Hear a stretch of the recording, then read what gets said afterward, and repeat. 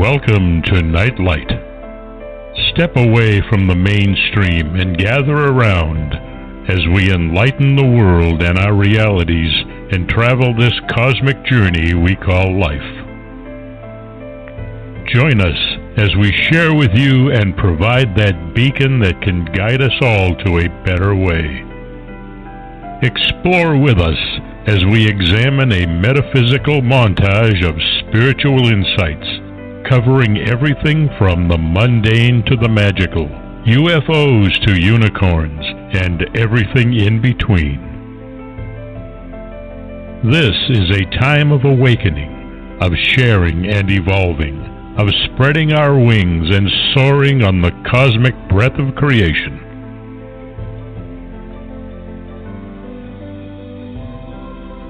Come and join with other light-minded spirits as we weave our lights together to seek understanding, enlightenment, and, with a little luck, some wisdom. This is Nightlight, a reminder that you are never alone.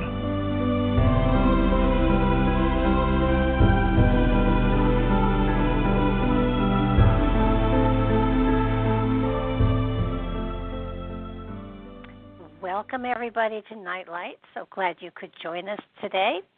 I want to thank first Ken Quiethawk for his amazing intro, as always. He and his wife are phenomenal native storytellers, and for those of you who have not experienced native storytelling, I would refer you to their website and just Google his name or Google native storytellers, and most likely you'll find him at the top of the list. It's an amazing way of preserving history, and everyone should experience it, kids included, because I think it's a very unique and wonderful way to make sure that messages travel through time to the places where they're meant to be. Also, if you have checked into our YouTube channel, please subscribe. That's the only way we actually know you're listening. So if you would kindly subscribe to our YouTube channel, Mark and I would greatly appreciate it. I am really excited about the topic today. I have with me Chris Carter, and he's an amazing author. He's received his undergraduate and master's degrees from the University of Oxford, and he's originally from Canada, but he currently teaches internationally. He's written 3 books that I have found. He may have written more, but I found 3.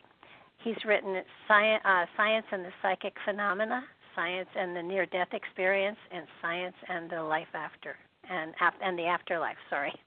And as most of you know, these are topics that are near and dear to my heart and that I have delved into, not as in great depth as I would like to, but they are certainly topics that have fascinated me and I have been involved in for a very, very long time. And so I am thrilled to pieces to welcome Chris to the show. Welcome to the show, Chris, and thank you so much for joining us today. Thanks for having me, Barbara.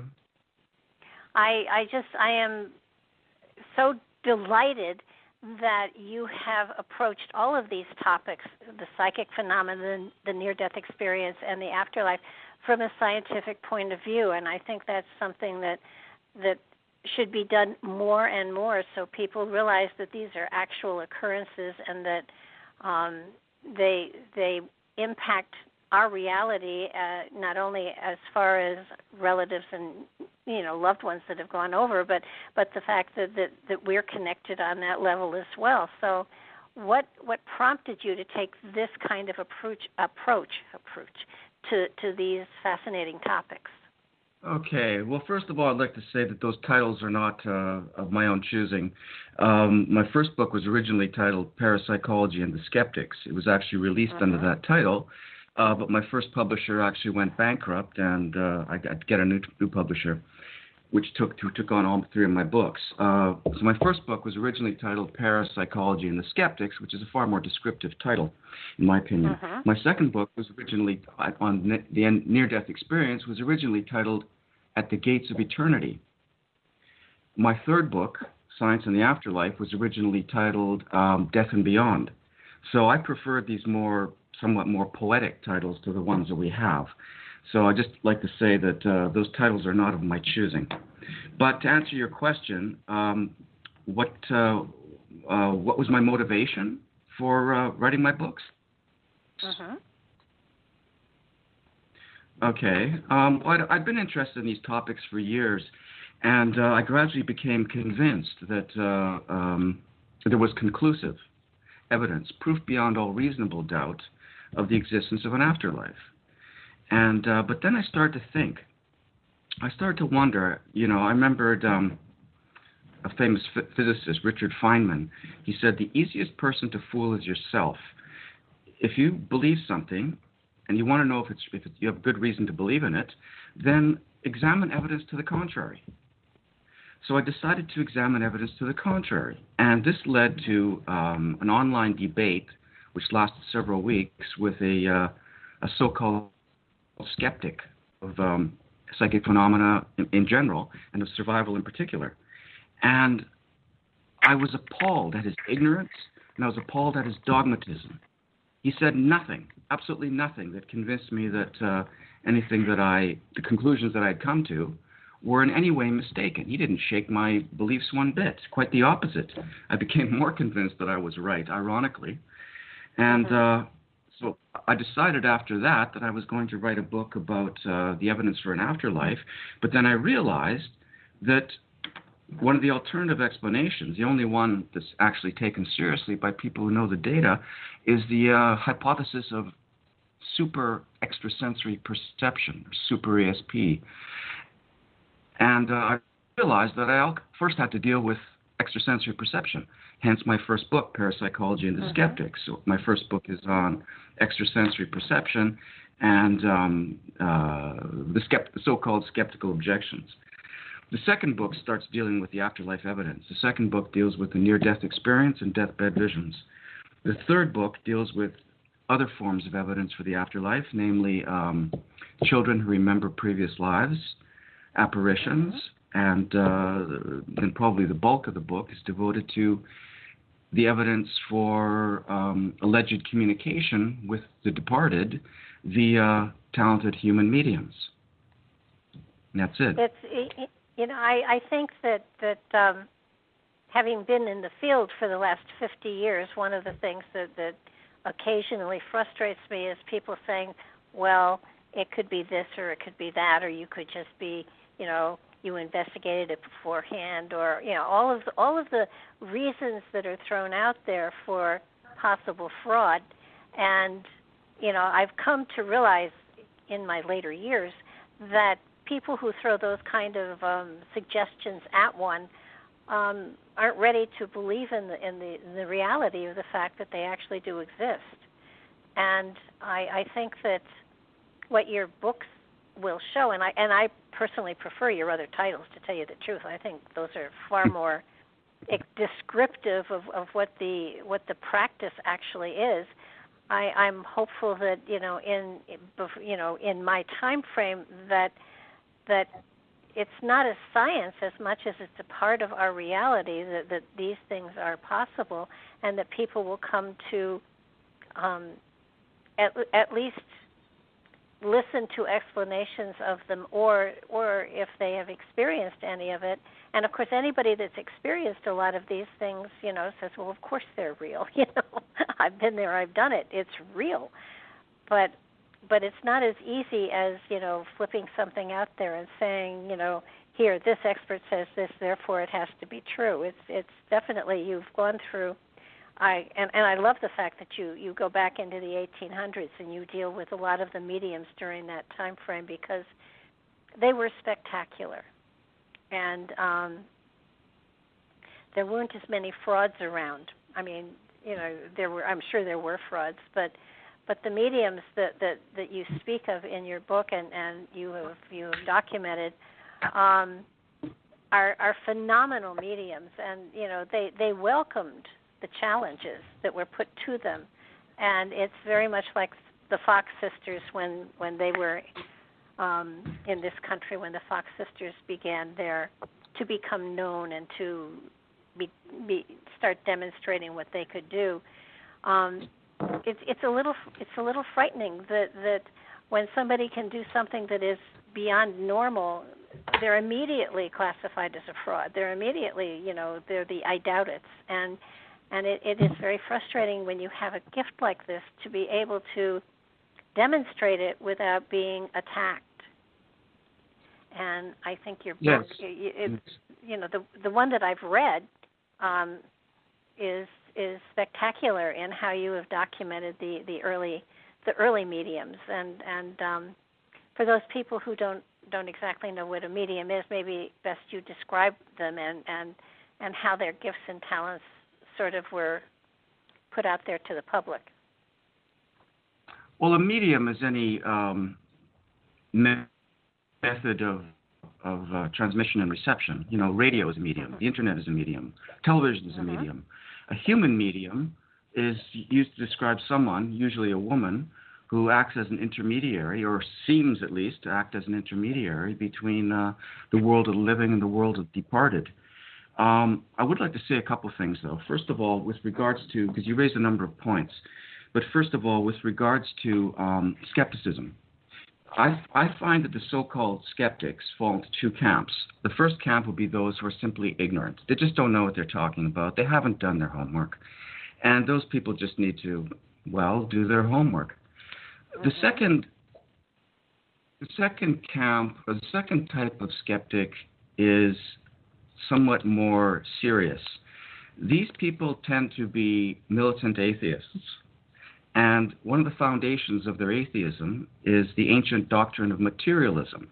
That is, that all events have a material cause, and in the end, all that matters is matter. Psychic abilities such as telepathy and certainly communication with the deceased challenges the doctrine of materialism, one of the foundations, the fundamental foundations of their belief system. And this explains their dogmatic denial of the evidence and their desperation to dismiss the evidence on whatever grounds they can find, whatever excuse they can find, no matter how far-fetched, fraud, super extrasensory perception, whatever. So that's the nature of the skeptical movement.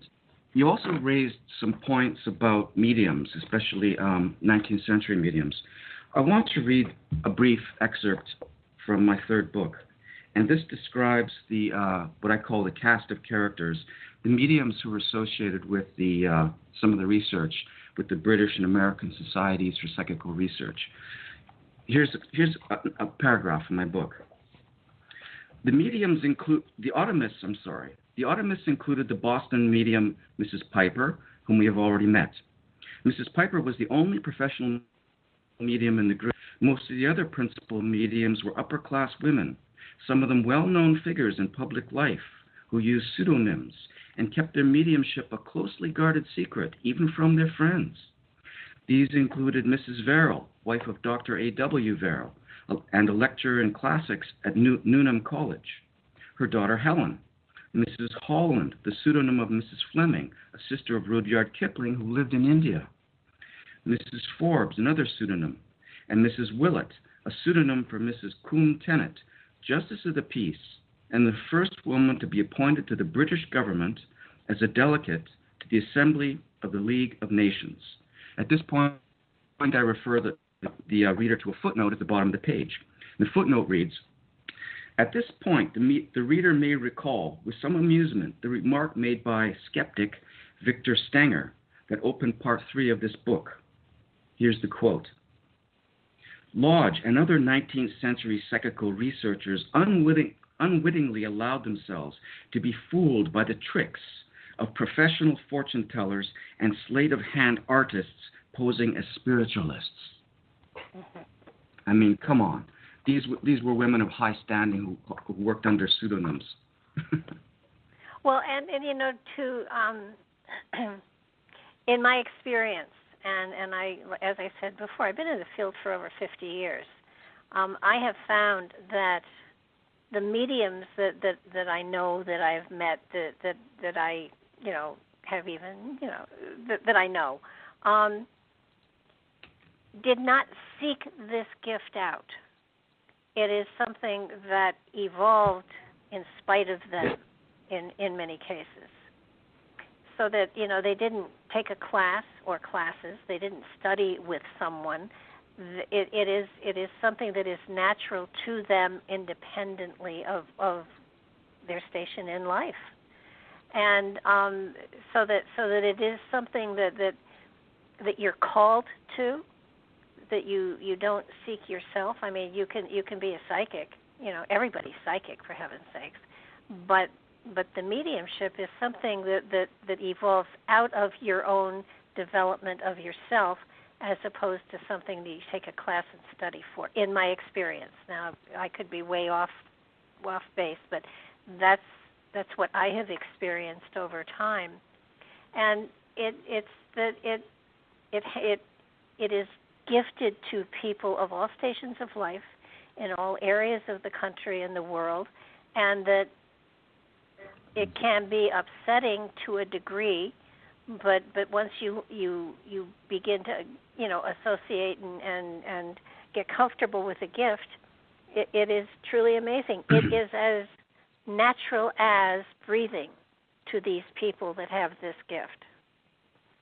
And I think that so many people have been victimized because they have this gift, and there were many others that had the gift as well, but that just didn't want to open themselves up to the criticism and the abuse in many cases. And certainly, if you go back far enough in England, especially, mediums who were, if you go way back in England, they were usually put in the insane asylum because they were practicing their gift, and people thought them crazy. So it's. I'm not sure. I'm not entirely sure. I think that people thought they were crazy. I think that people were probably quite open to the experience. I mean, mediumship is found not just in 19th century Europe. I mean, it's found in China, ancient Greece, among Native North Americans. I mean, it's universal.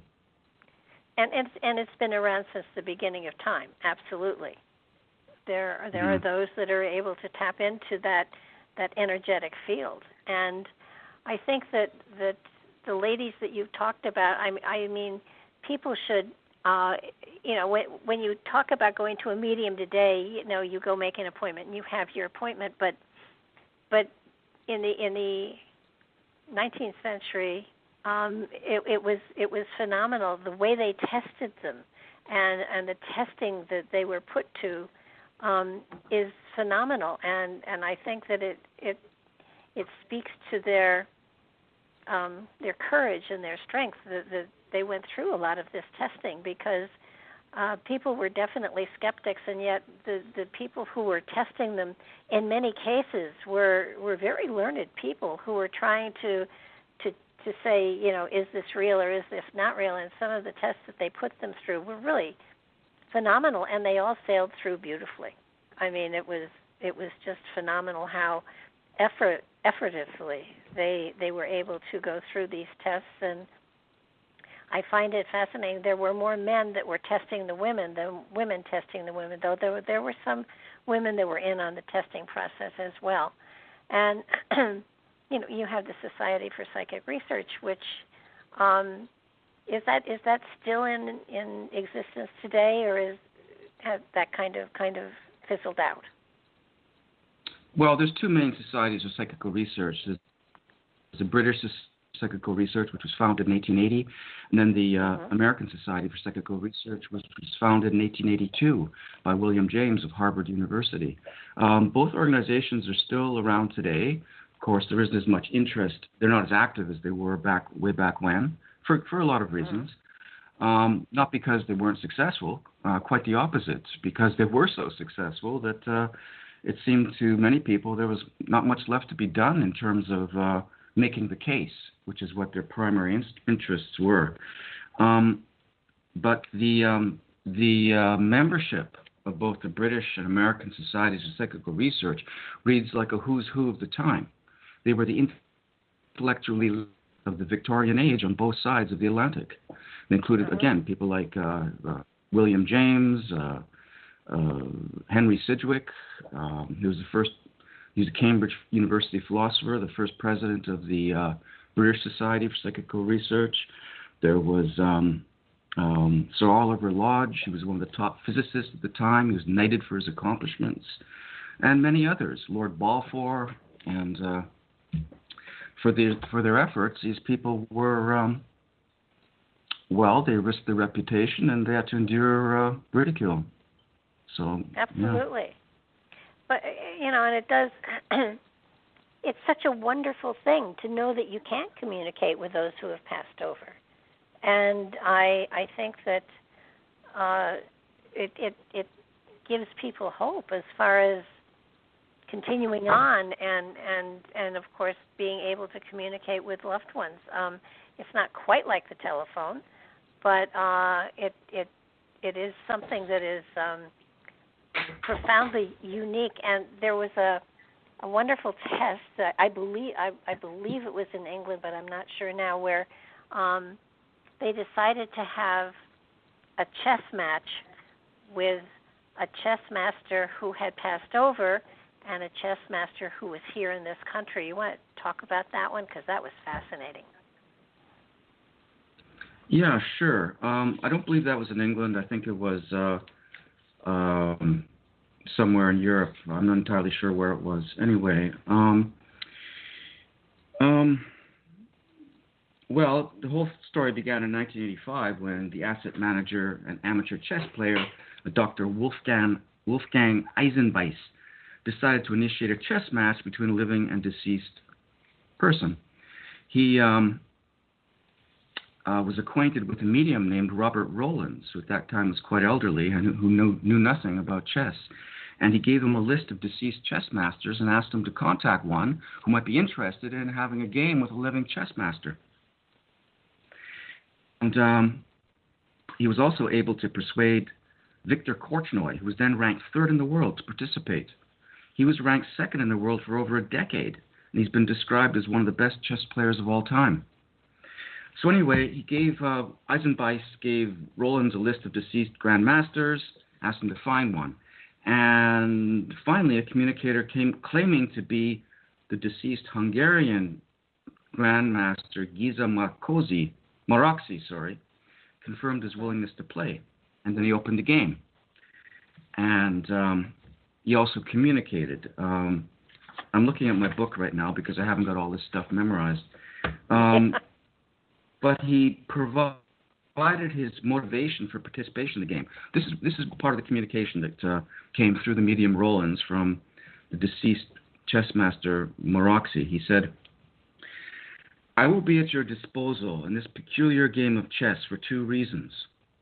First, because I want to do something to aid mankind living on Earth, to become convinced that death does not end everything, but instead the mind is separated from the physical body and comes up to us in a new world, where individual life continues to manifest itself in a new, unknown dimension. Second, being a Hungarian patriot, I want to guide the eyes of the world into the direction of my beloved Hungary a little bit. Both of these items convinced me to participate in that game with the thought of being at everyone's service." So then anyway, they participated in the game. What would happen was Rowlands would make his move, or Rowlands would receive the move, apparently from deceased Maroczy, and then he would pass it on to Eisenbeiss, who would pass it on to Korchnoi. Korchnoi would study the board, make his move, and pass his move on to Eisenbeiss, who in turn would pass it on to Rowlands, who in turn would seemingly pass it on to Maroczy, and so forth. And that continued on and on. And then 3 months into the game, the 27th move, Korchnoi, then ranked third in the world, as I said, he commented on the quality of his opponent's play. And here's a quote from Korchnoi. "During the opening phase, Maroczy showed weakness. His play is old-fashioned." Now remember, Maroczy died around 1930.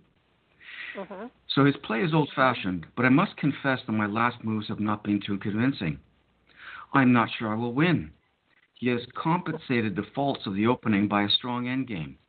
In the endgame, the ability of a player shows up, and my opponent plays very well." Amazing. Yeah. It just, well, anyone who's interested. well, it to me, it's such validation that, and of course, this was before the time of the computer being as accessible as it is today, and so before the computer actually, so that there were many weeks, sometimes months between when the moves were made, and the mediums didn't know anything about chess.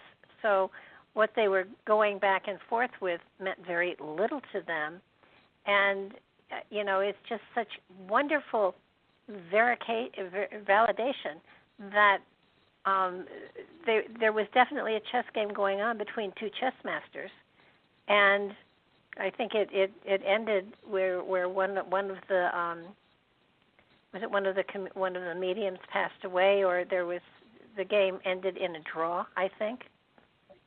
No, the game ended on the 47th move when Maroczy resigned.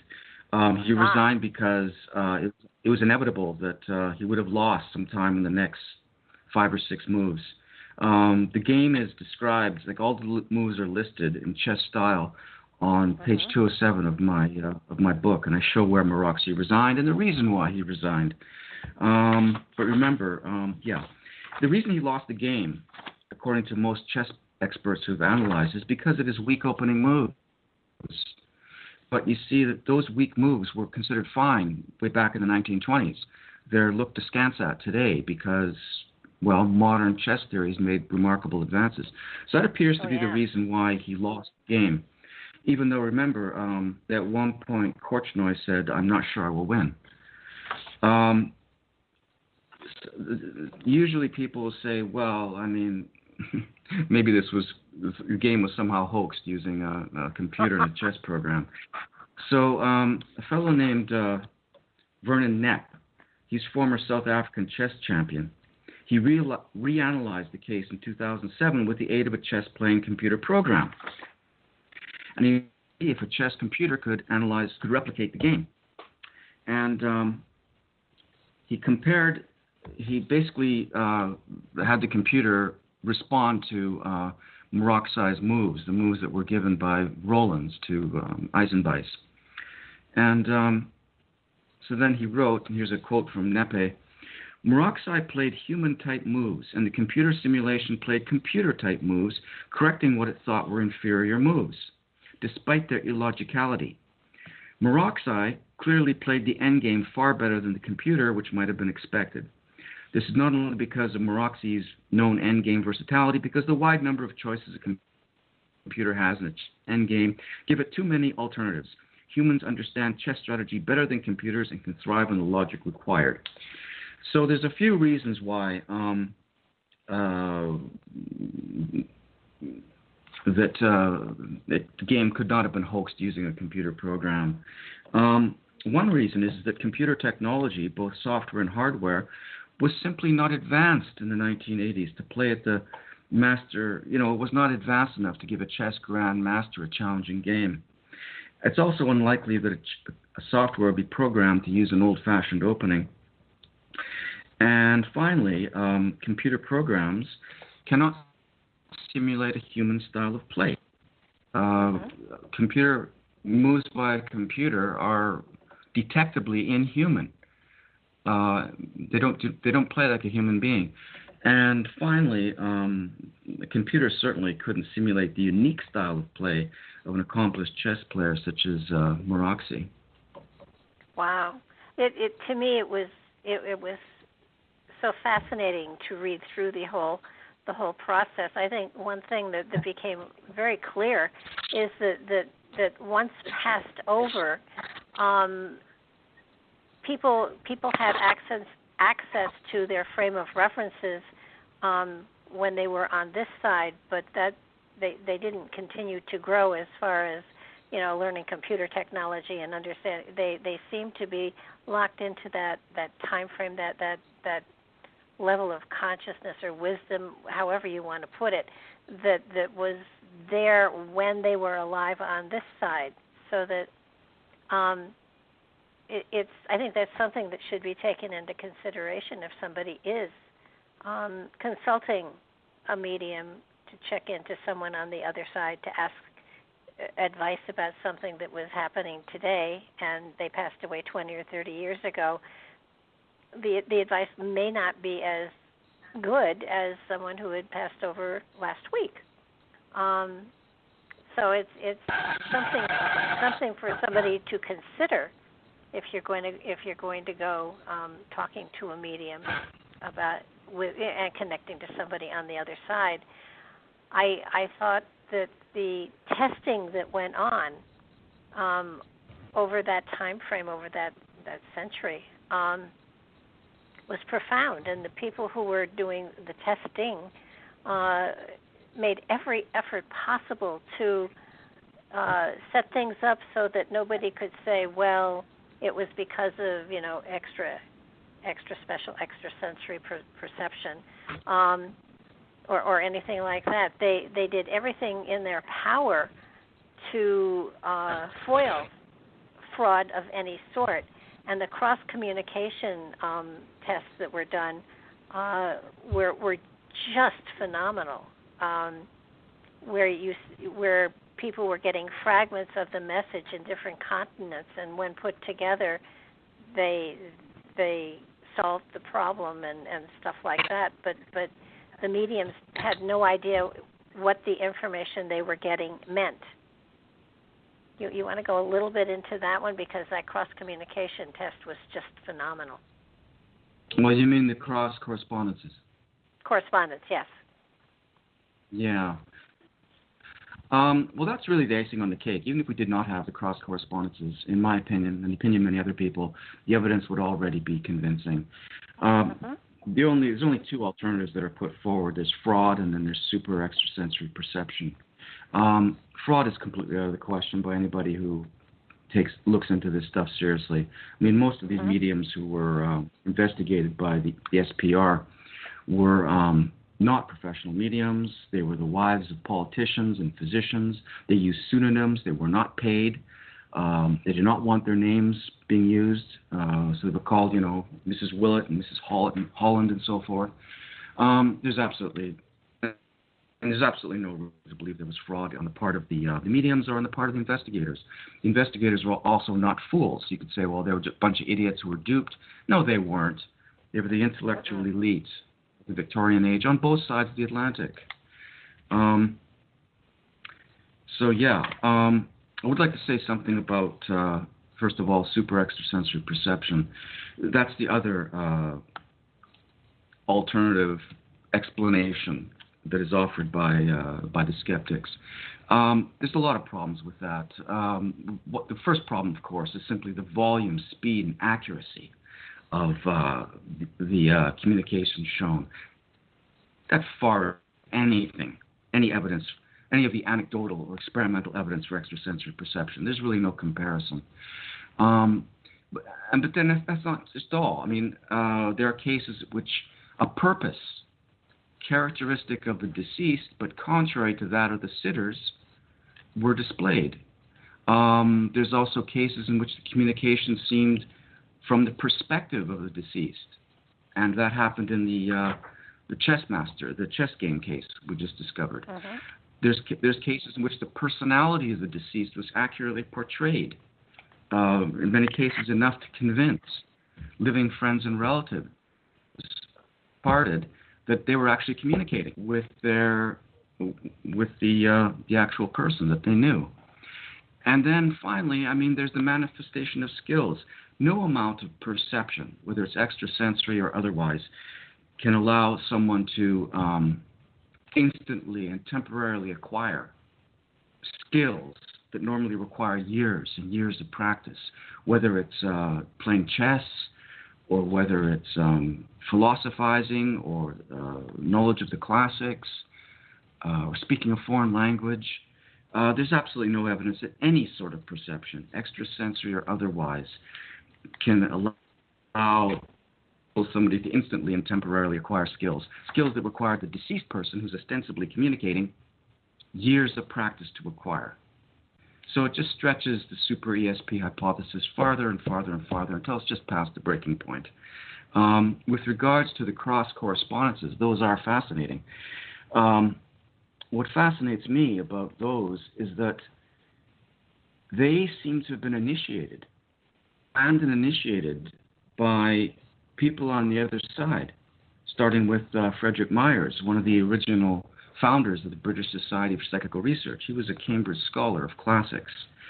And he died in the year 1900, and shortly after he died, messages from Myers started to come through. And he was saying, I'd like to prove my identity, but I'm not sure how. I'm working on it. And then shortly after, these enigmatic, seemingly meaningless messages began to come through from mediums in England and the United States and in India.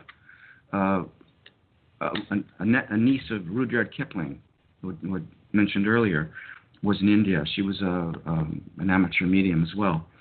So these messages started to come through from these female mediums in 3 different countries, and they seemingly made no sense. But eventually, a secretary for the British Society for Psychical Research, realized that some sort of pattern was being displayed, especially when there was a message that came through Mrs. Holland in India. It was a seemingly meaningless message, but then there was followed by a message that said, "Send it to 5 Selwyn Gardens, Cambridge, signed Myers." And she didn't send it there. She sent it to the British Society. And then there was a woman there who was collating all these messages. And she knew that 5 Selwyn Gardens was Cambridge was the address of one of the other mediums. And so she realized at that point what was happening. There were seemingly meaningless messages coming through mediums in 3 different countries, which, when put together, were like pieces of a jigsaw puzzle. And so each individual medium had absolutely no idea what the messages meant. So how could they possibly transmit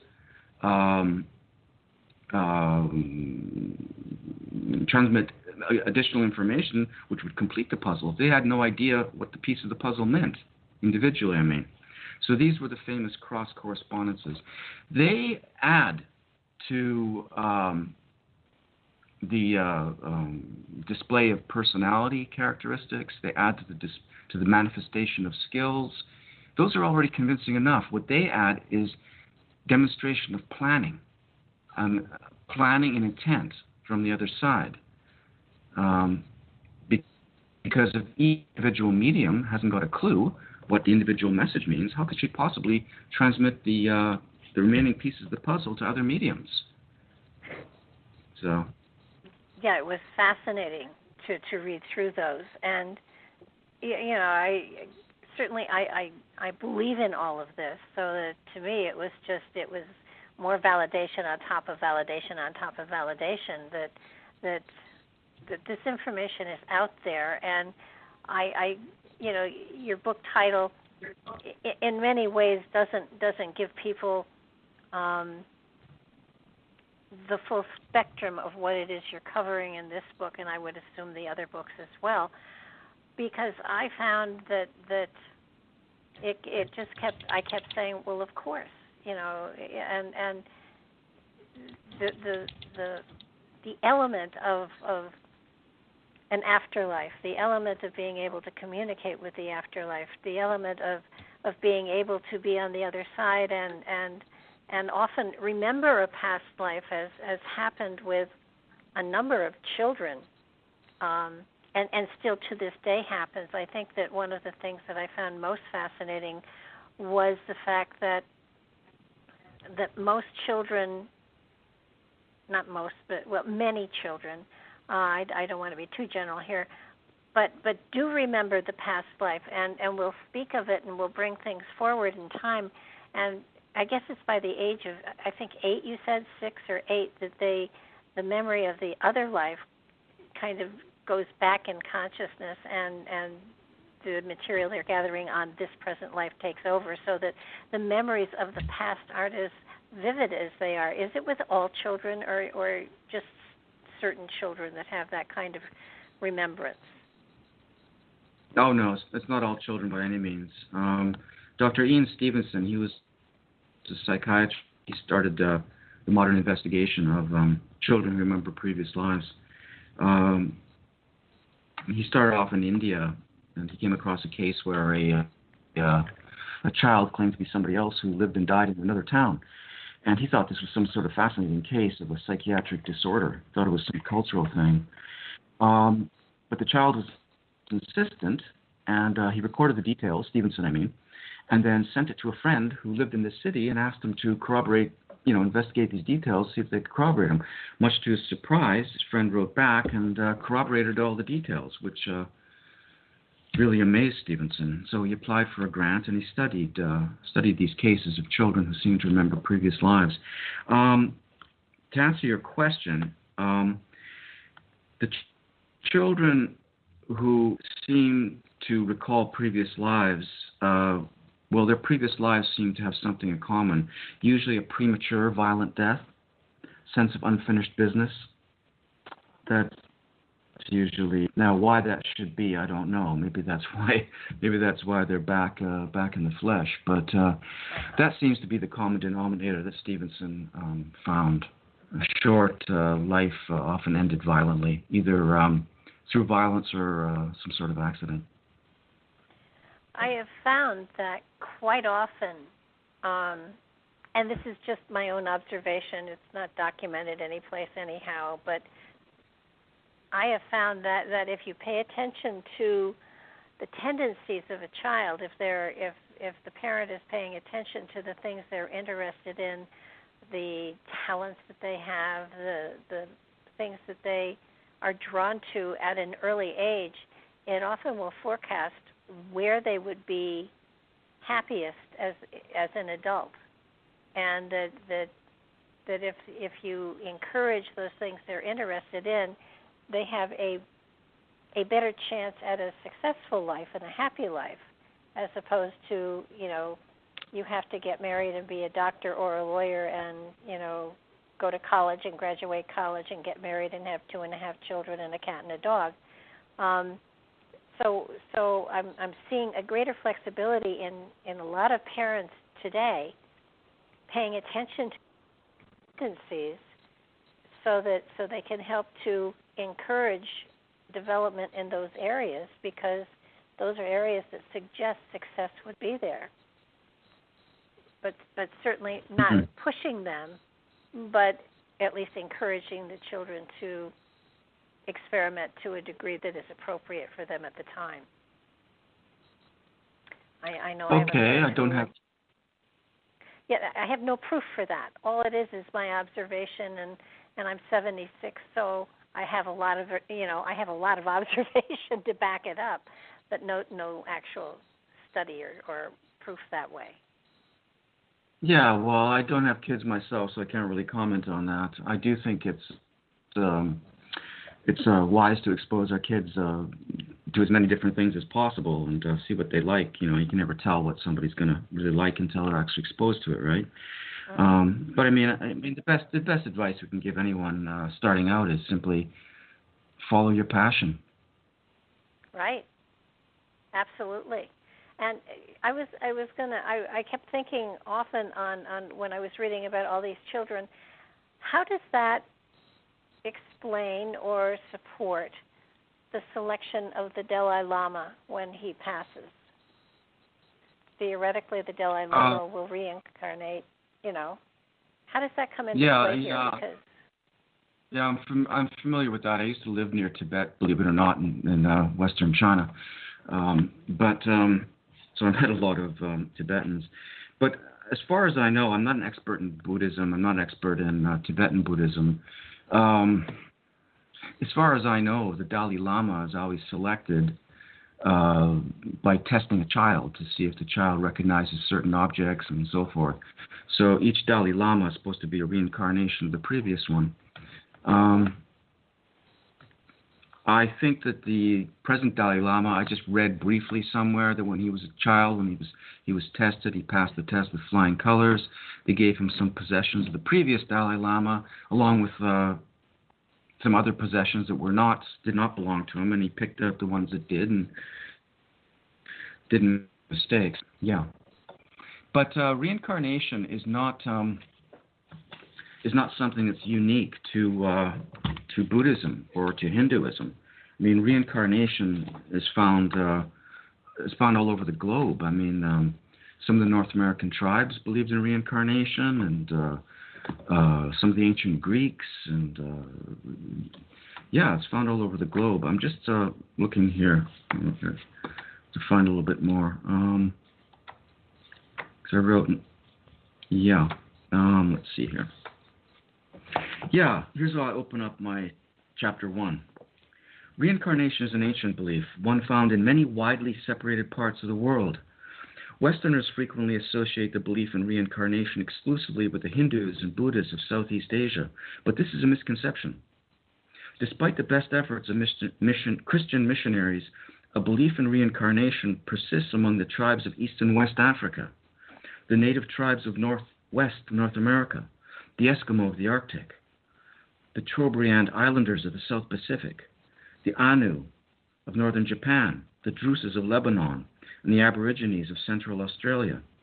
There are some religions outside the scope of the Judeo-Christian tradition that do not include a belief in reincarnation. But as one leading researcher in the field wrote, nearly everyone outside the range of Orthodox Christianity, Judaism, Islam, and science, the last being a secular religion of many persons, believes in reincarnation.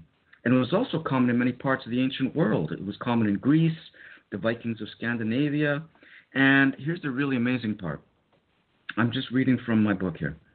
In Southern Europe, at least some Christians believed in reincarnation up until the 6th century. Although it was not a part of official instruction, leaders of the church appear to have tolerated the belief as acceptable until the Council of Nice in 553 Common Era. It has been argued that the actions of this council did not constitute a binding official ban, as the council was not called by the Pope. However, a decline in the acceptability of the idea set in among Orthodox Christians at about this time and has persisted ever since. Yeah, so it's a myth. I know that. I again, I am an advocate of it. I believe in it, and I think it makes a great deal of sense. A creator would not create a spirit for just one shot at whatever here on the planet Earth. It had to be an evolutionary process, in my opinion. And so, I'm a firm believer that we do reincarnate, that we do continue a journey through time in different incarnations. And you quoted one of my favorite quotes at the end of your book with, we are not humans on a spiritual journey, we're a spirit on a human journey. Right. And certainly that makes a great deal of sense. And if we remembered every past life, we'd probably go crazy. So it's probably just as well. But there are wisdoms that I do feel bleed through, so that we are building on the experience. It isn't just, we're not just freshly here. We do have a back of they talk of a hall of records of the Akashic records of that there are records that in some way, shape, or form we have access to on a spiritual level that probably enhance our growth and our journey tremendously. But we're here in human form for a reason, and even though we don't know the reason, we play it out. We play our hand out, I guess, is the best way to go. I found that the reincarnation element was really important for me. I hit that part of your book, and I ate it up because it adds to the richness of each lifetime, knowing that you are building on something, as opposed to it's a one-shot deal, and if there's reincarnation, I'll come back, and if there's karma, I'll pay for it later, not now. Your book gives a lot of hope, and I think that's one of the important things that people should know and understand, that this book validates the things that you want to believe, but you aren't real sure you can. And the research, it gives somebody a tremendous amount of hope in that okay, I'll see Sam when I get over there, or whoever, or there will be a reuniting, that this gap that is now between us is not a permanent one. There's an element of love that draws us together, whether they're on the other side or not, and it makes right. Well, for. Go ahead. I'm sorry. One of the purposes that it's sometimes said by the so-called skeptics, "Oh, well, this is all just a lot of wishful thinking." There's no wishful thinking in my book. I base everything upon a critical evaluation of the evidence, and the strongest evidence. I don't look at the weakest. So, there's rational reasons to believe that in these things. With regard to reincarnation, as I said earlier, Stevenson found that there seems to be the common thread between these children seems to be a sense of unfinished business in the previous life. It seems to be the majority of the cases are people who, shall we say, died before their time. Often their lives were cut short, sometimes violently. So the sense seems to be a sense of unfinished business concerning the previous lives of these children who claim to remember these previous lives. And it's also interesting because Frederick Myers, whom I mentioned earlier, he was the original initiator of the cross correspondences. He wrote 2 books later on. What was it? Beyond Human Personality and I forget the name of the other one. But he wrote 2 books which were not cross correspondences, which were simply treatises on the nature of the afterlife and its relation to this life. And he writes that most people do not reincarnate again and again and again endlessly. He says in his experience, most people incarnate 2, maybe 3 times at most. Some of the communicators describe Earth life as a school place where we have to learn. And once we've learned our lessons, then Earth life loses its value, and we graduate into another sphere or plane of existence. So I don't think that anyone has to fear an endless series of incarnations on Earth. Well, I don't think anybody fears it. I kind of think it's a wonderful trip. So that,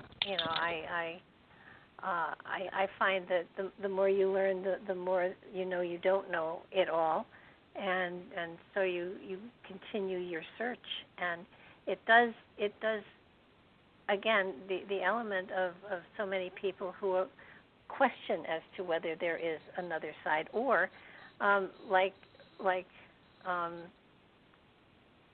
think what your book does in many ways is give not only hope to people, but there were a number, at least one person on the other side was describing what he experienced, and it's not heaven as we have pictured it. It's not Valhalla. It's not the Roman explanation of where the other side is, and it's also not the hell people say it is. So that I think that it's important too that people understand that it is a way station in many ways, a platform to go beyond.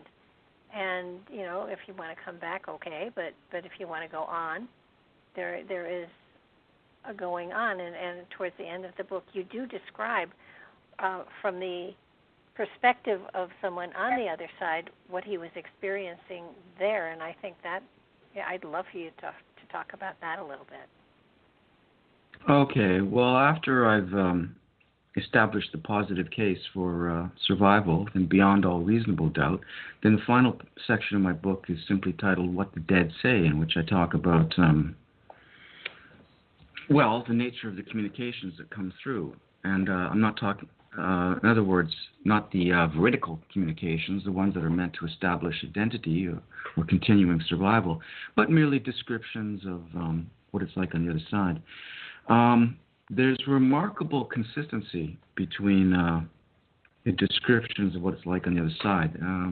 They all agree that there's various levels of existence, there's various spheres or planes, whatever you call it. Some of them would correspond to Hades or an unpleasant place. But the first plane where most of us end up would be Summerland. That's what they call it anyway. It's remarkably like Earth. But you're not supposed to stay there forever. Anyway, the most comprehensive description by far, in my opinion, was given by the deceased Frederick Myers, whom I mentioned earlier, the initiator of the Cross Correspondences in 1900 or 1901. He wrote 2 books transmitted through the medium Geraldine Cummins. The first was called The Road to Immortality, and the second was Beyond Human Personality. So that's described as being, I've got one of them in my hands right now, Road to Immortality, being a description of the life hereafter with evidence of the survival of human personality, with a foreword by Sir Oliver Lodge, the physicist. So if people want to learn more about the nature of the afterlife, well, they could read the final chapter of my 3rd book, and that will lead them onto other sources, original sources, such as the 2 books I just mentioned by apparently written post-mortemly by Frederick Myers. It just for me it was fascinating. You used a term that I'm very familiar with. My early work was in the spiritualist church, so the element of Summerland resonated, immediately. That's what the spiritualist church calls the other side when we cross over. I think that having a knowledge of the material, like you've put forward here in your one book, and I would assume the other 2 books as well, is very comforting. And I think that people reading the book will come out of it with a calmer perception as to the transition between this plane and the other side. I think also you talk a lot. You talked a lot about near-death experiences, and with my familiarity with people that have had near-death experiences, coincides a lot with yours in that they come back with a change of attitude, a change of perception that is quite profound. Yes, that's amazing. Yeah, well, the defenders of Super ESP try to explain near-death experiences as some form of clairvoyance,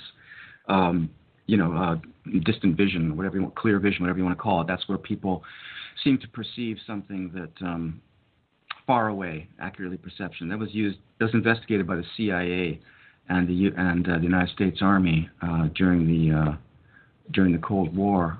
They're trying to spy on the other side, and they had some successes with locating down planes and so forth. Eventually, the program folded because of funding was cut off. No one's sure exactly why. It could have been the objection of certain U.S. senators because of their religious beliefs, but nobody's sure why. Anyway, so some people will claim that, the near-death experience is actually a form of clairvoyance. But there's a lot of problems with that. One problem with that is that clairvoyant perceptions are not typically from a position immediately above the person's body. They also don't typically occur when we have every medical reason to believe that the person's brain was either severely impaired or entirely non-functioning. And finally, as you mentioned, clairvoyant perceptions are not, they don't change people. They don't change someone's attitude and values over the long term. So Super ESP cannot account for the near-death experience any more than it can account for seeming communications from the departed via human mediums. Well, there's a book written by a physician, I think it was a surgeon, who, and I can't remember the title of it now, but he actually physically died. He was dead, and he was able to look down on his body. He was able to, relate what was going on, and clinically he was dead. His brain and heart were not functioning, and yet consciousness was still there. And I think that's That's one of the wonderful things. I mean, near-death experience is probably not a pleasant thought to go into, but once you're in it, you begin to understand that you are still you. You're not suddenly not you. Your personality is still there, and you're observing what's going on around you, even though you're not feeling it, but you're seeing it.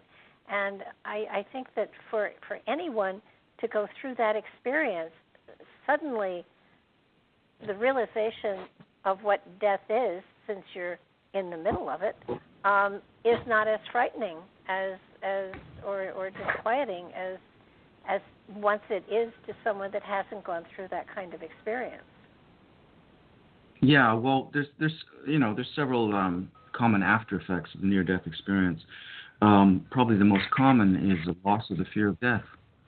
So the people who have actually had those experiences are convinced that, they actually survived survived clinical death. Clinical death, the medical definition of death, is no heartbeat, no spontaneous breathing, and fixed dilated pupils that do not constrict when bright light is shone into them. That indicates there's no activity in the brainstem. That's the most primitive part of our brain, and it handles, among other things, basic reflexes, such as the dilation of the dilation of the pupils when we're in dim light, and the constriction of our pupils when we're in bright light. They get larger and smaller. So there's simply no question that hundreds of thousands, if not millions of people, have experienced clear perception and lucid consciousness during moments when there's every medical reason to believe that these people's brains were either severely impaired or entirely non-functioning. In other words, during a period of clinical death. Then they were brought back from clinical death by modern methods of resuscitation, and approximately 10 to 15% of these people reported these experiences.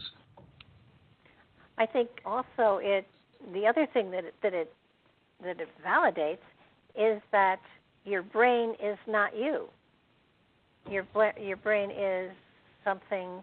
Your brain is an instrument that we use to interface with the material world. Yeah, it's like the computer. It's our computer that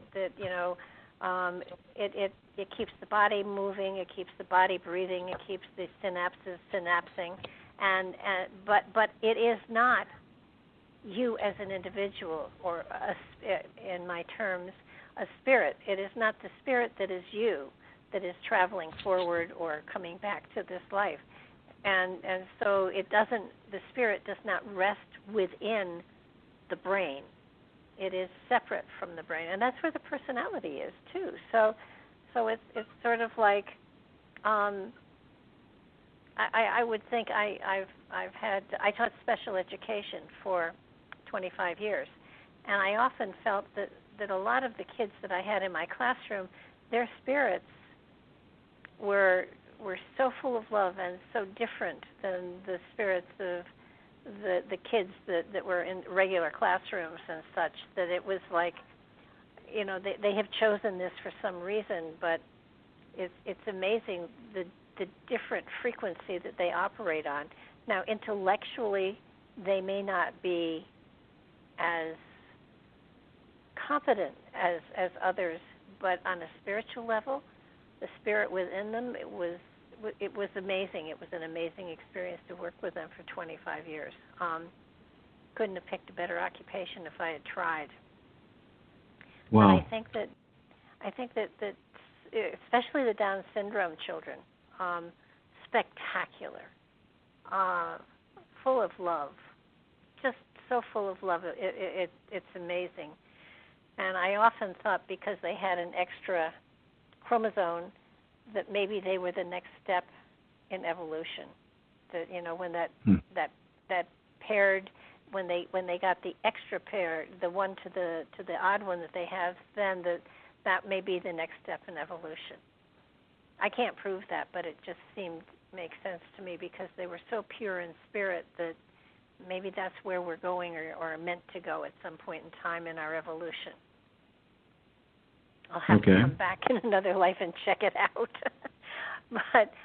but so especially in my in my experience with the near-death experience people, they all came back and they wanted to serve humanity, and I'm sure there are some that didn't. I mean, I'm not sure. I'm sure it's not 100%, but each of the ones that I talked to in this short small study that I did, they don't fear death, and they really want to help humanity to some level. I mean, they didn't all quit their jobs and go to the mountaintops, but they turned their attention towards how can they help their fellow man, which I think is a wonderful, wonderful thing. And I don't wish a near-death experience on everyone so we have a better society, but I often think it might be better off if we had.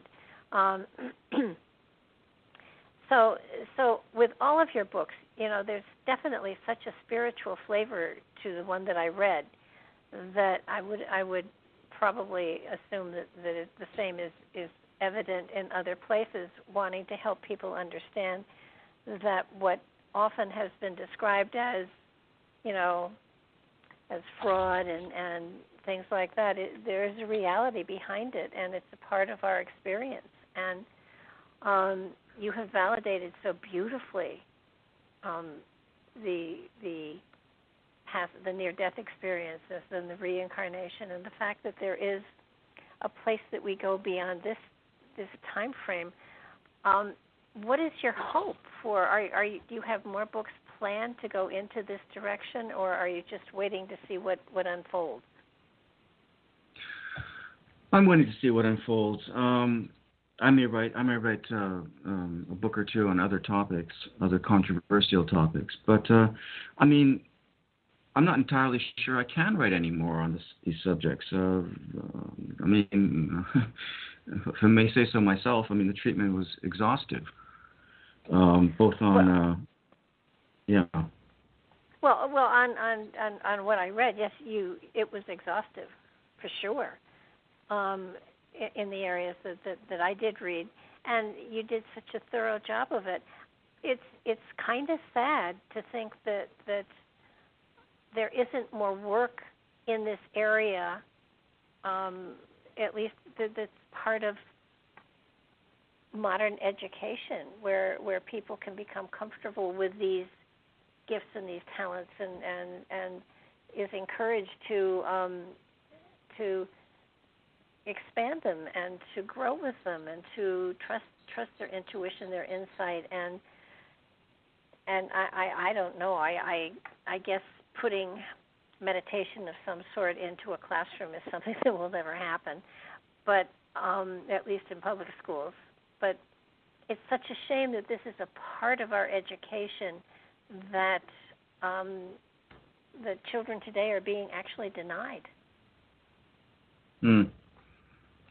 Well, I don't know about that. I haven't seen any statistics, but I mean, there's a lot of people out there who would agree with you and I on the basics of what we're talking about here today. I can't really speak to it, but I suppose their kids grow up with some basic understanding, or at least exposure to these ideas. I would hope so, because we are a very technologically oriented species at this point in time, and the leaning is towards more technology, it's towards more science, it's towards all of these areas where the spiritual, the mystical is not incorporated into their everyday life. And I have 2 grandchildren, and they have been brought up not with any of these concepts available to them. I mean, their parents are great parents, and they've exposed them to a lot of things, but they are of a fundamental religion, and so therefore this kind of material does not come into their frame of reference. And it's sad to think that that they aren't given the comfort of knowing all of these things and having it part of their life.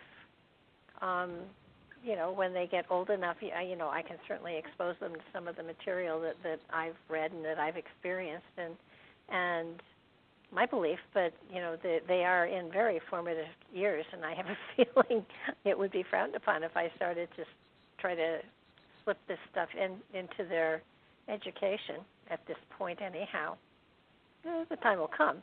But, yeah. Well. Yeah. But you and I'm sure that I know I did not grow up with this material available to me. I had to find it on my own as an adult. I don't know about you, but was this part of your upbringing when you were younger? No, not at all. I occasionally heard or read what were described as true ghost stories, and like everyone else, I wondered, but I didn't really think about it a whole lot. No, I was pretty much an agnostic through college. Yeah.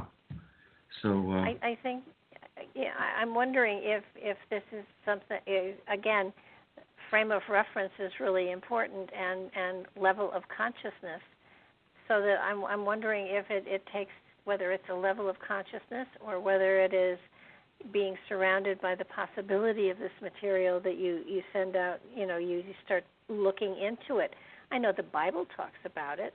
In one case, Jesus, talks to his disciples and says, "I told you this in the past life, didn't you?" I'm paraphrasing, obviously, but he does speak of reincarnation, so that it's there, and yet it's not highlighted by any religious organization. And you see all of the material that's out there, and it's not meant to replace in any way, shape, or form a religious belief. It's meant to enhance it. And I'm wondering if religious organizations are threatened by this material and therefore they don't want to share it, incorporate it, or talk about it. Well, I don't think that all religious organizations are the same. I mean, there's tremendous variety. I mean, the Church of England is only superficially resembles the Catholic Church. I mean, granted, there's some basic ideas that are the same, but some of the ceremonies and rituals are the same. But I mean, there's differences of opinion and so forth. And same with the Greek Orthodox and the Russian Orthodox. So I mean, I don't think that they should be treated as one monolithic group. There's differences of opinion every bit as much within the religious communities as there is anywhere else. Well, if you go back to when these religions were being formed, a lot of this material is in there. And then over time, they seem to have taken it out and become, in many cases, organizations rather than a religious belief, and dogma has been put in. And I sometimes I think that the religious material is interesting and fascinating, and it's just that it shuts the door in so many places where if the door were open, everything would be enhanced. The concept of, there is another side, there is a way of communicating with that other side. Today, in my experience, I guess my question to you is, everyone has the ability to be psychic. Everyone has that ability to trust their intuition, to go with where we are inspired to go, and to follow our bliss, as you said earlier. But when it comes to mediumship, are you finding there are as many mediums out there today who are able to do this kind of material that were absolutely not? No, absolutely not. I mean, no. The answer is no. The reason for that, there's several reasons, but one of the big reasons is the invention of television. I mean, before, back in the 1800s, there obviously was no television. There wasn't even radio. And so what did people do in the evening? Well, they played cards. They got together and played musical instruments. They sang. They played various types of games. And once news of the Fox sisters became well known, people started dabbling in mediumship. They started seeing if they could do it. That explains why there were just so many impressive mediums from the 19th century. People today have other things to do, namely television, if that's actually something to do, with their time in the evening. And so there's less interest in. And besides, I mean, people say, well, why aren't they finding mediums of this power around today? Well, first of all, there aren't as many people involved in it today, either in terms of actual mediums or in terms of investigators. And I'm not entirely sure I think there's anything wrong with that, because I think that the British and American societies established their case beyond a reasonable doubt. I think that the emphasis today should not be on necessarily exploring mediumship. If somebody wants to do it, that's fine. There's Gary Schwartz at the University of Arizona. He's investigating it, and there's a few others, and that's fine. But the interest today has shifted into other lines of research, primarily the near-death experience. And most of the researchers there, they're either psychiatrists or they're cardiologists. Cardiologists in particular are particularly qualified to examine this, because they're often resuscitating people who have crossed the point of clinical death. And like I said before, there's a heart attacks. And like I said before, about somewhere between 10 and 20% of these people who are resuscitated after having a heart attack report lucid thought and clear perception, which give every indication of having occurred at a time when there's every medical reason to assume or to think that their brains were either their brain function was either severely impaired or entirely non-functioning. In other words, they were past the point of clinical death. So, that's where I see most of the research being directed today.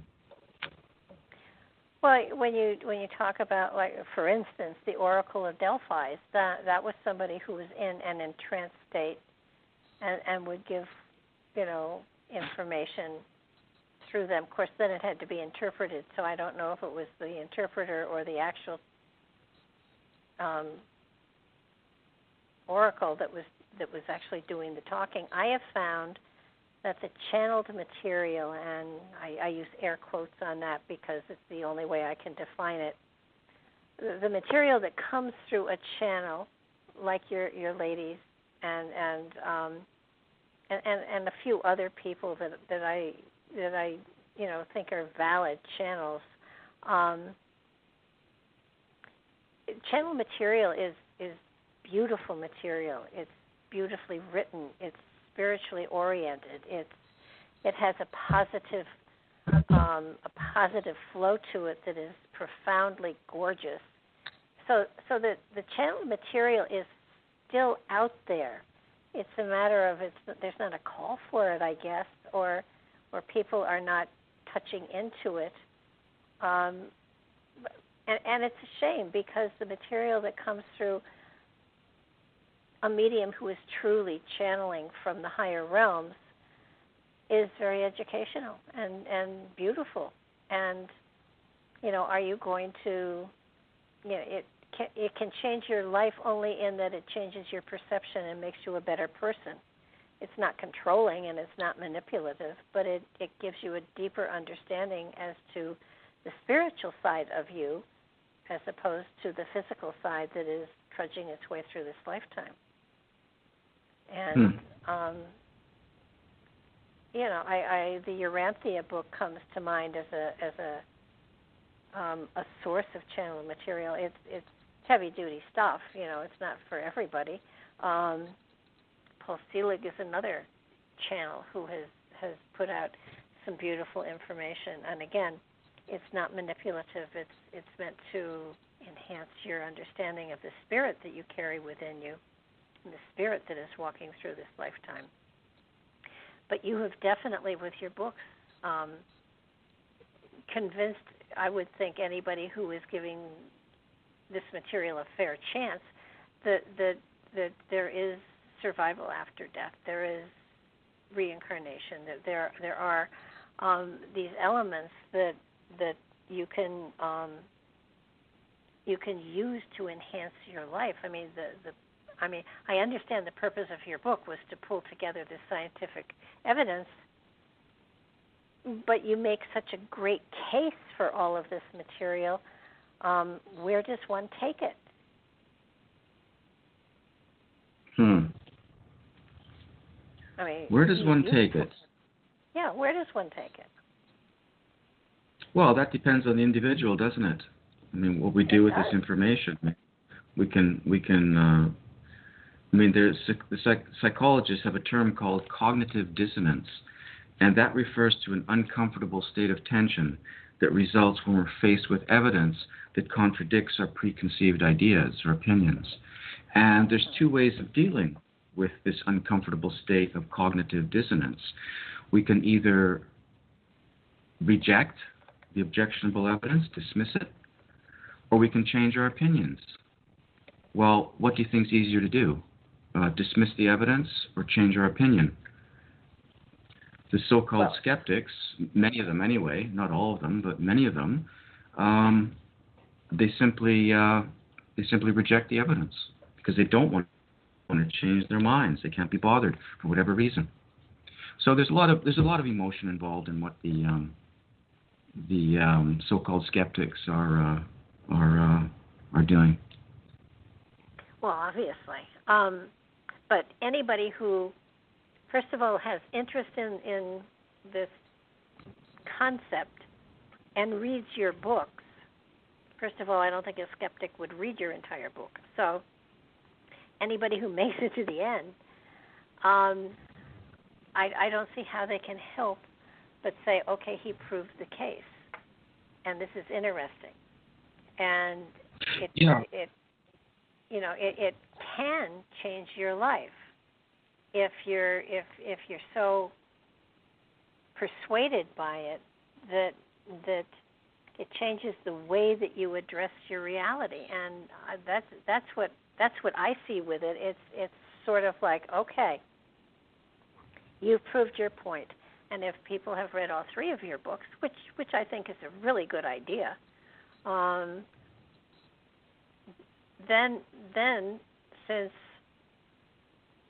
these phenomena have been proven beyond a shadow of a doubt, in my opinion, then what does that mean for my life personally? What will I do? How will I shift my life and my perspective in order to incorporate these concepts into it? I think it will, in many ways, if that's the way a person addresses it, it will enhance their life greatly, because then they aren't just in a physical reality addressing the physical and not paying attention to the rest. It's a bigger picture. It's a more total picture as to how spiritually to live your life. And again, it doesn't replace religion at all. It enhances it. As to how you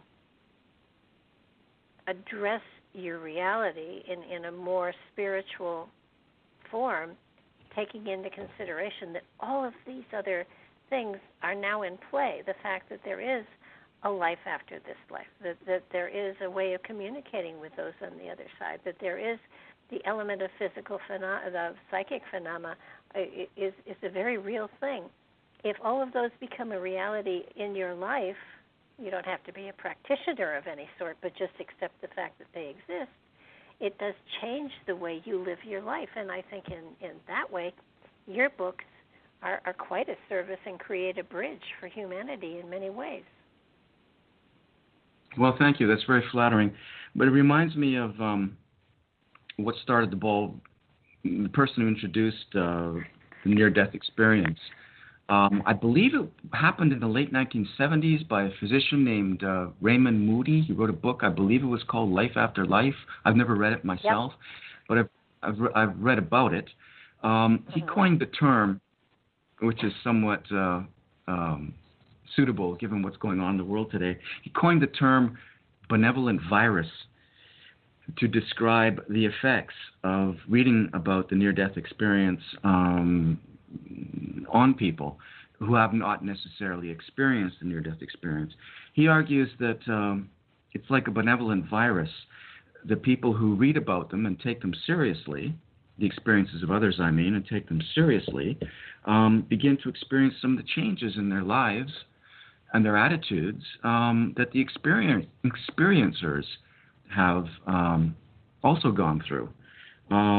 There are some after effects of the near-death experience, such as increased concern for others, less materialistic attitudes, and so forth, greater spirituality, less dogmatism, more open-minded.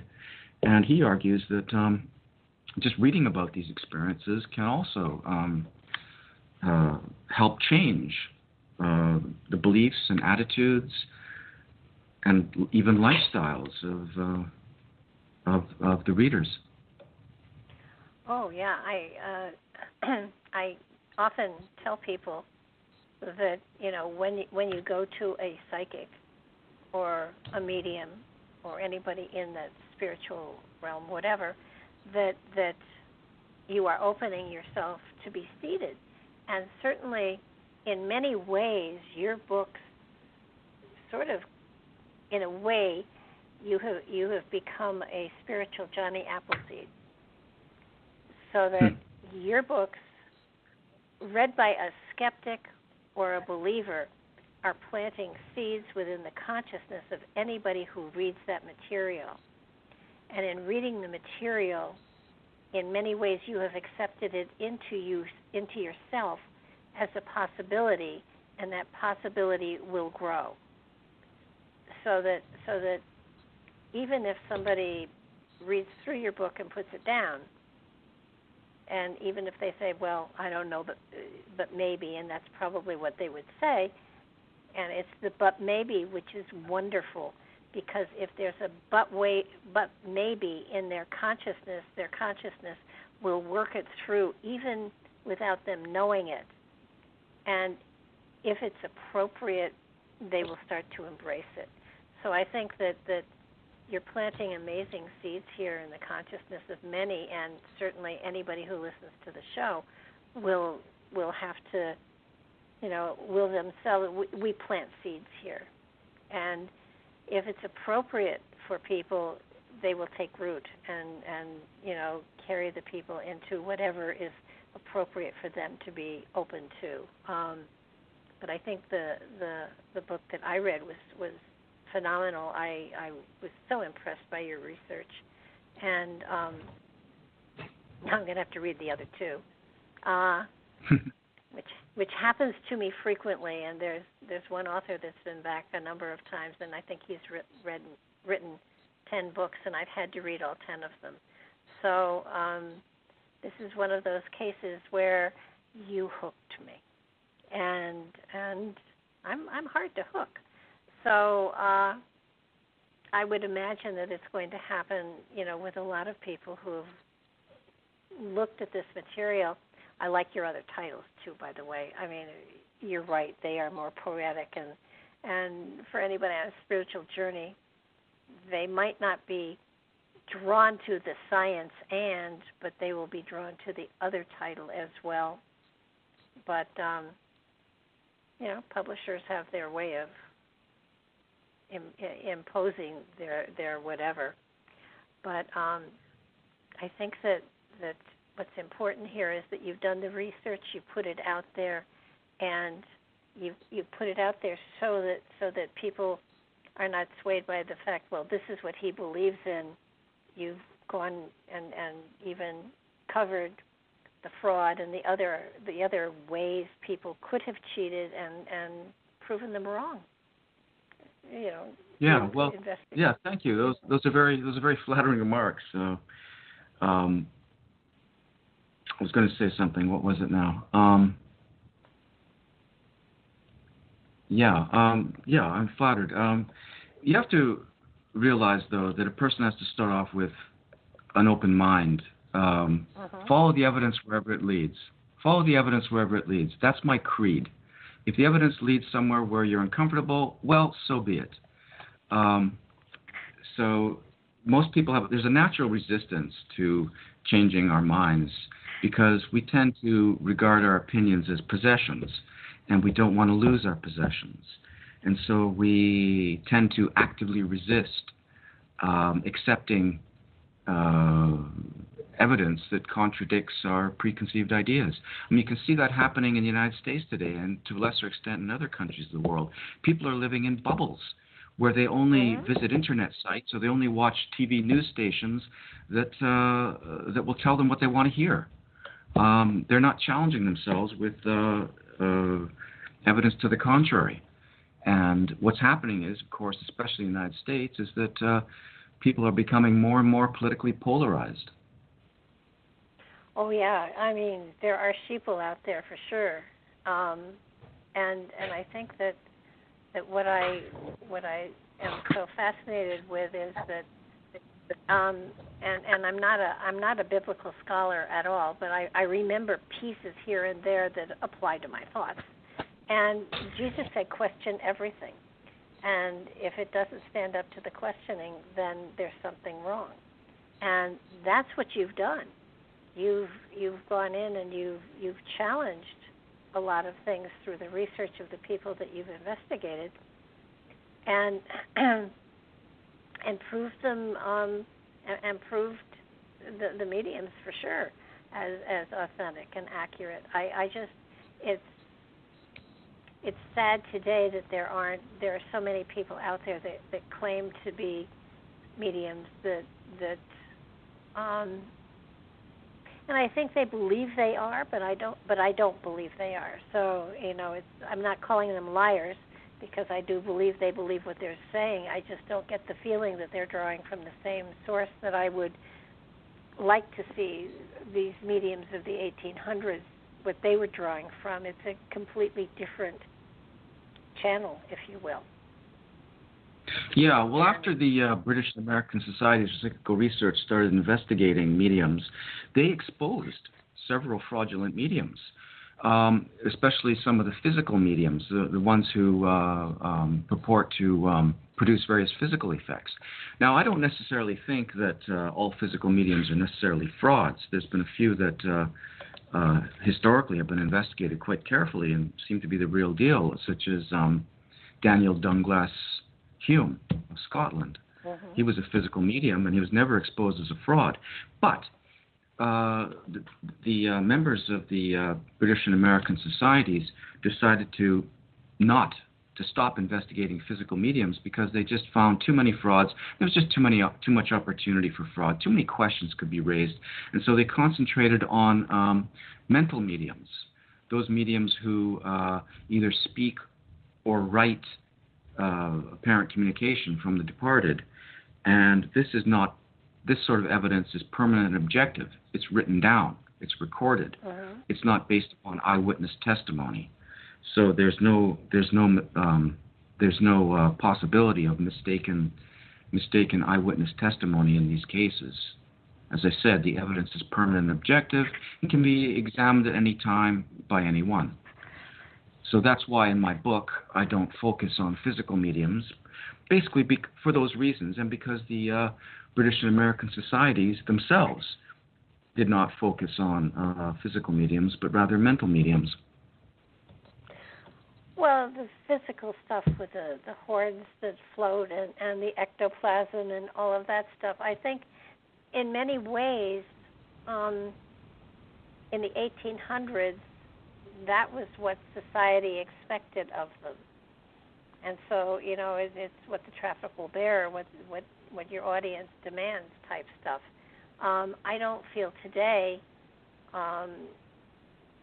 many people I don't know, maybe they go just for fun, but I don't think that they would take that as validation of the authenticity of a medium. You're right, you don't see as many physical mediums out there, and not as many trance mediums as there used to be either. I'm wondering. Yeah, again, I think that's because of television. I think that's because there's just too many other distractions that. Yeah. Well, it could be. Certainly there is that possibility. I was wondering, was any research ever done on Edgar Cayce? Edgar Cayce, not Yeah. as far as I know, not by the British and American societies. I know that I think he's written some books, and some books have been written about him. I think I read a little bit about him years ago. I can't remember very much. Yeah, he did. He went into a trance. They called him the sleeping medium, and you mentioned documentation. Almost every reading that he ever did is documented as far as being written down. So there is that kind of material out there on him. It was just a curiosity. He kind of came after a lot of these others, so I just was curious. There are mediums out there that have made quite a reputation for themselves, and yet it often feels to me as though the glamour of it takes over and their authenticity diminishes in direct proportion to their fame. And that's just my opinion, folks. I can't prove it one way or the other, but that seems to be what happens to some of these people.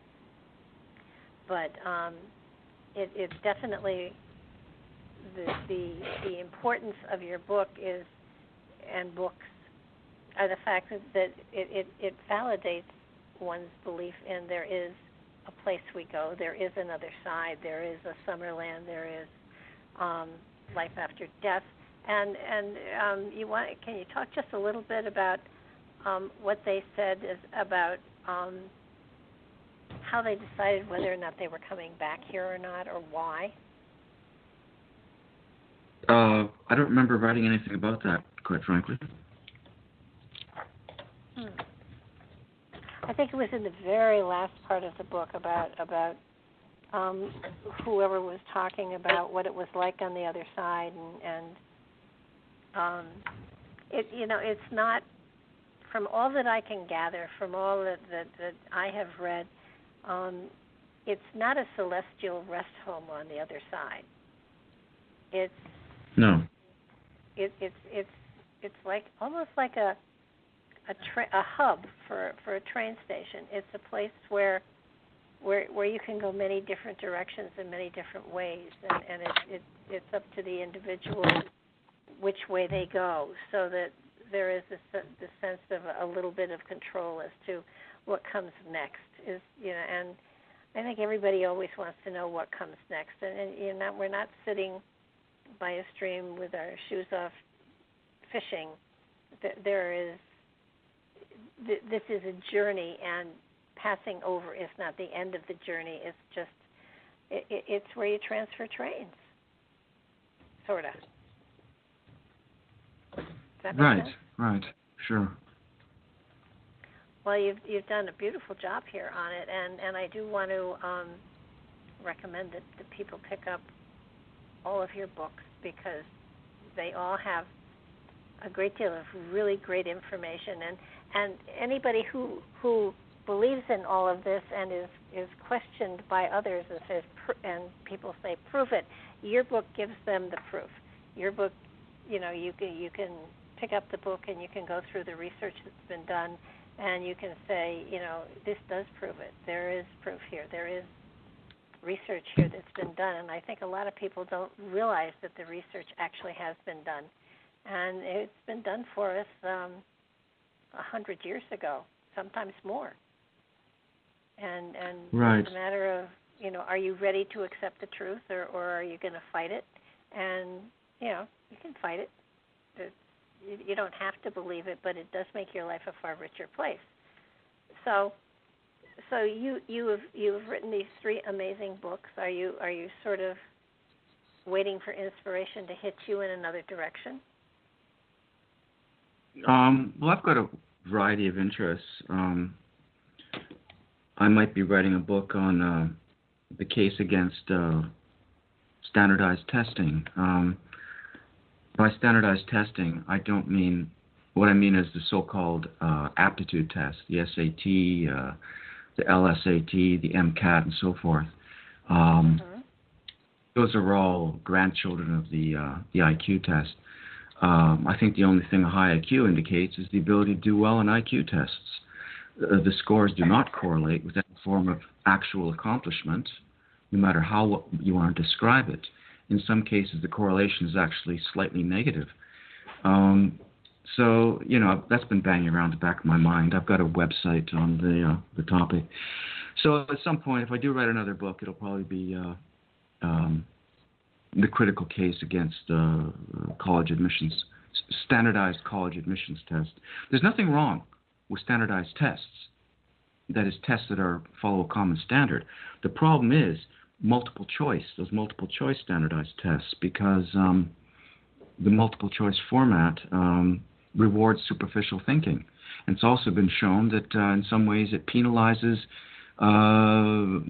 students who are deeper thinkers, because they think about the questions more instead of just quickly choosing an answer and then moving on to the next question. And so they get bogged down. Many of these so-called, these tests, these so-called aptitude tests, the questions are deliberately ambiguous. It's deliberately, it could be A or it could be C. And the students with the deeper minds are the ones who are going to be troubled by this ambiguity, and they're going to spend more time and effort and thought trying to think them through. And as a result, they get penalized with lower scores. Whereas they're more superficial competitors to squeeze through. IQ tests, usually just measure potential. They don't actually measure intelligence. They give you a potential. No, I disagree. I'm sorry, Barbara. I disagree with that. I don't think they measure anything at all except the ability to do well on multiple choice tests. And the scores don't correlate with any form of actual accomplishment. I could go on and on about this. Is this just something that they've put in play and they've invested in it, and therefore they're going to stand by it whether it works or not? We use them for a simple reason: money. The testing. What is it called? The education. The biggest testing companies call themselves the Educational Testing Service. They describe themselves as a non-profit organization. That's true. They're non-profit in the accounting sense. They don't have any shareholders. They were founded by a grant from the Carnegie Foundation at the end of the Second World War. So they don't have any shareholders, but that doesn't mean they're not interested in making money. It just means that the employees keep all the money. They're rolling in the dough. So the reason they make plenty of money, and their motivation is to make plenty of money. So why do colleges use these tests? Why do many universities use these tests? The reason is it just makes their decision process a lot simpler and a lot easier. If a university gets 1,000 applicants, all they can do is say, well, we don't want to go through 1,000 applicants. We'll just set the cutoff score for the SAT at this arbitrary level, and then we'll just examine the top 20% and make our selection from that. And then that means that high schools are teaching the kids to take a test as opposed to actually think critically. Exactly. And you have to remember this, is that the universities do not pay for the tests. The people who pay for the tests are the students. The people who spend time preparing for these tests are the students. People who spend time paying coaching schools to improve their test scores are the students. The students pay for the tests in every way. The students also pay for their poor test scores when they don't get accepted into the college of their choice. So the reason universities use them is because it's free. and it saves them the time and the effort of examining more applications or the number of applications that they otherwise would have to examine. Instead of looking at these meaningless test scores, which once you have a student's grades, the single best predictor of future grades are previously earned grades. If you add test scores, and no university is going to stop requiring students to submit their high school grades or their grades earned at another university. So the real question is, how much does the accuracy of prediction improve when we add test scores to previously earned grades? And the answer to that is just about zero. In other words, these tests are not useful. The only reason they're used is to make the admissions process cheaper and easier for the universities. That's it. I would go along with you on that. I taught school for 25 years. And when I started teaching, there was literally no real testing. I taught special education. But by the time I got to the end of my career, some 30-some years later, half the time of my classroom action with the kids was giving them tests to indicate where they were instead of 100% working with the kids on things they needed to learn. And so as far as I'm concerned, testing is worthless. And SATs, don't mean anything. And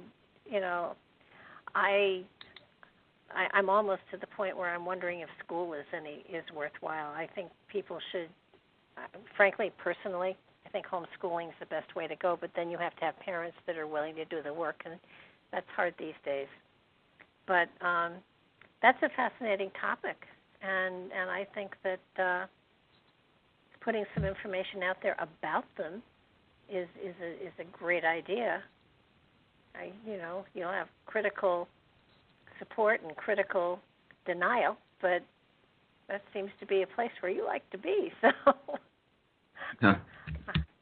I enjoy exploring controversial topics. I don't think that all testing is useless, and I don't even think that all standardized testing is useless. There's a program called the International Baccalaureate program, and that's where students all over the world study a certain curriculum, and at the end of high school, they all write basically the same exam. But the exams are not primarily multiple choice. It's these standardized multiple choice tests, which are meant to predict performance in college, and they don't. That's what I'm criticizing. Not all testing, not even all standardized tests. Because a standardized test is just a test that's the same from one student to the other, or from one school to the other. I have no problem with that as long as they're not multiple choice. But the reason why the testing companies use multiple choice tests is because they're easy to grade. They can be graded by a machine. In other words, they use multiple choice tests for the same reason that the colleges many colleges and universities require these test scores. It just makes their lives easier and saves them time and money. But, you still have also those students that don't do well with tests. And but what do you mean by tests, though? Are you talking about tests like the SAT, or are you talking about tests in general? SATs. Yeah, of course. Of course, that's what I'm saying. These tests have almost zero predictive power, and yet they cost society an enormous amount, not only in terms of money, but in terms of time, in terms of wasted human potential. Well, don't you get down to actually the cost and the money on stuff? I mean, I know a lot of textbooks are still the same textbooks that have been around for the last 20 or 30 years, and yet they aren't willing to change them and rewrite them. It's easier to send the same textbooks out year after year after year. So it's a matter of our school systems going to replace all the textbooks, or are they just going to go with what they've had in the past? And so in many ways we hold people in place and we don't teach them what's current because it's cost effective to just use the same textbooks over and over again. And the same could be said for the SAT test.